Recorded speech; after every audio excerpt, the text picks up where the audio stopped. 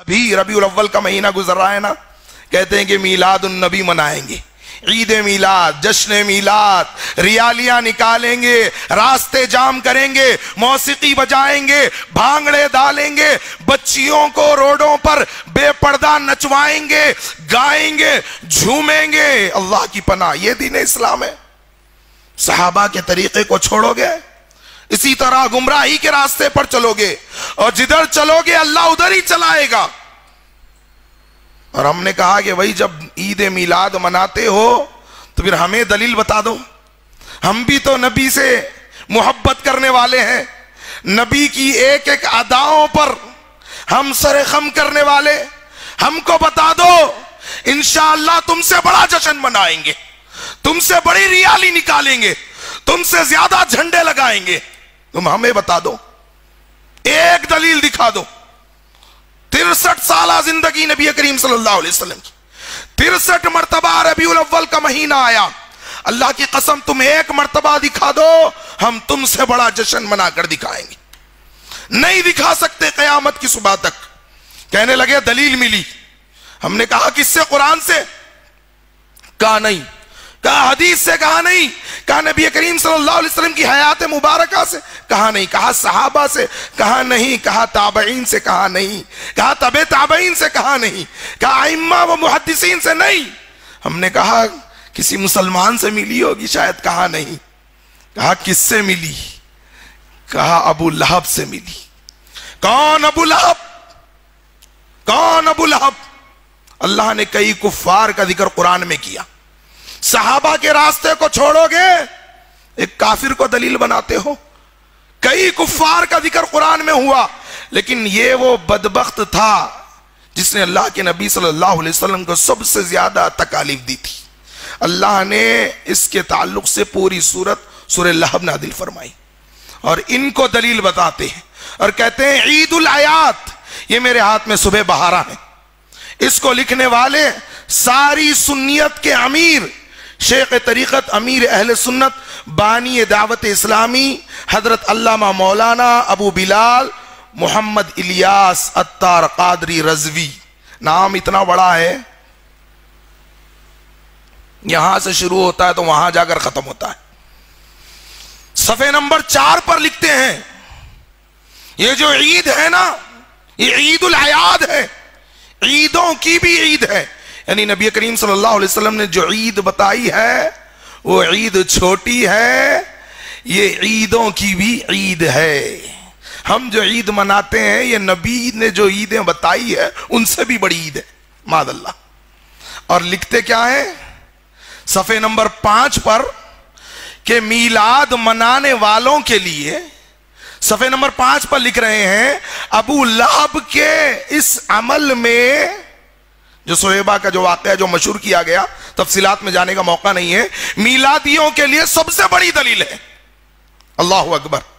نبی سے اگر ثابت ہوتی تو کہتے کہ سب سے بڑی دلیل ہے، کسی صحابی سے ثابت ہوتی تو کہتے کہ سب سے بڑی دلیل ہے۔ کس کو دلیل بنا رہے ہو؟ ایک کافر کو، وہ ابو لہب جو اللہ کا دشمن، جو رسول اللہ کا دشمن، جو اسلام کا دشمن، جو صحابہ کرام کا دشمن، جو سارے مسلمانوں کا دشمن، اسے دلیل بناتے ہو جس کے بارے میں اللہ تبارک و تعالیٰ نے فرمایا سیصلی نارا ذات لہب، وہ جہنم رسید ہو گیا۔ اس کو دلیل بناتے ہو جس نے میرے آقا کو کہا تھا کہ تجھ پہ بربادی ہو، تب لکا یا محمدہ، تو تباہ ہو جائے، تو برباد ہو جائے۔ اس مردود کو دلیل بناتے ہو جس نے سب سے پہلے اللہ کے نبی صلی اللہ علیہ وسلم پر پتھر برسائے تھے، جس نے بیک وقت میرے آقا کی دونوں بیٹیوں کو طلاق دلوایا تھا، جس نے سب سے پہلے نبی کریم صلی اللہ علیہ وسلم پر پتھر برسائے تھے۔ اور بدبختو، جس کی بیوی نے ام جمیل نے کہا تھا جبریل کو کہ کیا ہوا آج تیرے پاس تیرا شیطان نہیں آیا؟ جبریل کے آنے میں تاخیر ہو گئی تو اللہ کے نبی کے پاس جا کر کہتی ہے صحیح بخاری کی حدیث کے مطابق، کیا ہوا محمد آج تیرے پاس تیرا شیطان نہیں آیا؟ اس کو دلیل بناتے ہو، اس کو دلیل بناتے ہو جس نے مکہ میں سب سے پہلے اللہ کے نبی کو رلایا تھا، اس کو دلیل بناتے ہو جس بدبخت نے اللہ کے نبی صلی اللہ علیہ وسلم کو ناراض کیا تھا۔ ہم نے کہا جب دلیل بنا ہی لی ہے تو ہمیں بتا بھی دو کہ کیا دلیل ملی ہے۔ کہا کہ کسی نے خواب میں دیکھا، لکھ رہے ہیں صفحے نمبر 5 پر لکھتے ہیں کہ کسی نے خواب میں دیکھا۔ کس نے دیکھا نہیں معلوم، بس دیکھا۔ اب عباس رضی اللہ عنہ جو ابھی ایمان نہیں لائے تھے، ان کی جو روایت بیان کرتے ہیں وہ بھی منقطع ہے، وہ بھی قابل قبول نہیں ہے۔ تو اب یہاں بیان کرتے ہیں کہ کسی نے خواب میں دیکھا۔ ہم نے کہا جب کسی نے دیکھا ٹھیک ہے، مان لیا کس نے دیکھا، کہا نہیں معلوم کس نے دیکھا، بس دیکھا۔ چلو ٹھیک ہے، جب دیکھا تو دیکھا۔ تو ہم نے کہا کہاں دیکھا؟ کسی نے ابو لہب کو خواب میں دیکھا، نہیں معلوم کس نے دیکھا۔ ہم نے کہا ٹھیک ہے بھائی، ابو لہب کو دیکھا کہاں؟ خود لکھتے ہیں جہنم میں دیکھا۔ جو نبی کے صحابہ نے نہیں منائی رضی اللہ عنہ ورضوا عنہ، اور جس نے تیرے بقول منائی خود کہہ رہا ہے کہ جہنم میں دیکھا۔ ہم نے کہا کیا دیکھا؟ کہا انگلی سے پانی نکلتے ہوئے دیکھا۔ خواب میں دیکھا، کس نے دیکھا نہیں معلوم، بس دیکھا اور انگلی سے پانی نکلتے ہوئے دیکھا۔ اللہ کیا فرماتا ہے جہنمیوں کے تعلق سے؟